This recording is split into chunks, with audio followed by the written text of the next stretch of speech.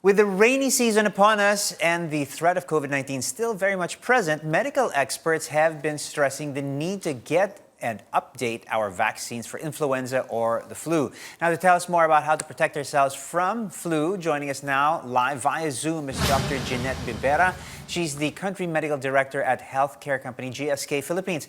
Good morning, Doc Gigi. Thanks for joining us. First of all, Doc, let's understand the behavior of influenza or flu. Here's what we know. It thrives in low temperatures and low humidity and is more common during the months of June to October. We know this, but how does, the flu spread again, and who are the most susceptible to it? Let's just go over those basics. Okay, good morning, Paolo, and good morning to our audience. No, I guess for the Filipinos, I believe we're more familiar with the term trangkaso for flu. Mm-hmm. Yeah, it's actually a contagious respiratory illness caused by the influenza virus, and it affects the respiratory tract, of course, the nose, the throat, and sometimes the lungs. Now, more importantly, what I want our audience to realize is that trangkaso is not always that simple. Mm-hmm.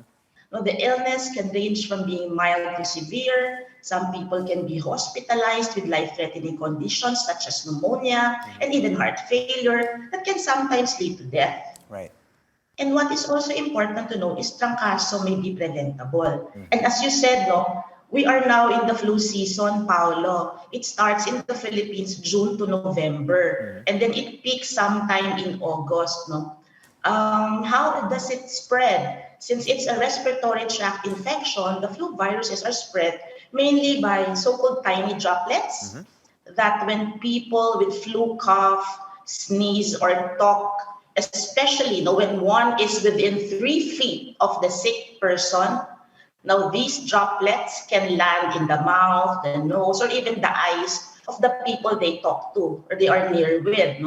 So less often, a person can also get the flu because these droplets can also land on surfaces, on inanimate objects. Mm-hmm. So less often, a person might get flu by touching these inanimate objects and then touching their mouths, their nose, and even their eyes. Okay, we've got some symptoms being flashed on screen. Here's the thing, though, Doc. Flu symptoms are very much like that of COVID-19. How do we differentiate between the two? And is it possible? Can somebody have the flu and COVID-19 at the same time? How do we differentiate one from the other?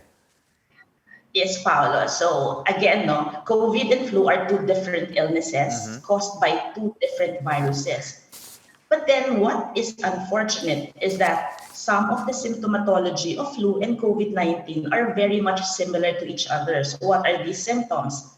Fever, and then the respiratory symptoms such as your cough, your colds, and even your body ache. So it's very similar, more commonly at the onset of the disease. And really sometimes it's very difficult to differentiate, and testing may really be necessary. Although in COVID, there might be some the more common loss of taste or smell, but these can occur together even. There's a term called flurona, so people can be infected by both the flu and the COVID at the same time, and that's certainly not most impossible. important. Okay, Doc, vaccines are known to give effective protection against illnesses. Here's a question. Can we take a flu vaccine together with the COVID-19 vaccine, or do we need to space them out to have some kind of a buffer period or interval between the two? Okay, so the first thing to do there is to consult your doctor, okay, whether you are, for proper evaluation, for proper history taking, and for proper physical examination. So go consult your doctor, and once you get your evaluation, then go for your vaccination. So whether the COVID, and then the doctor will also give you the advice whether you can get them together or separately. Now, to your question, yes, there are recommendations, and we have national recommendations when to give and when to administer the COVID-19 and the flu vaccine. All right, there you go. go. So yes, there are intervals that can be given together. Okay, there you go. I think one of the best things that we can do really is to keep our immunity high, boost your immunity, eat well, get lots of rest, and of course, exercise. There you go. Thank you so much, Dr. Bibera, for joining us this morning. Don't forget to get your flu shots. And you heard it here on New Day.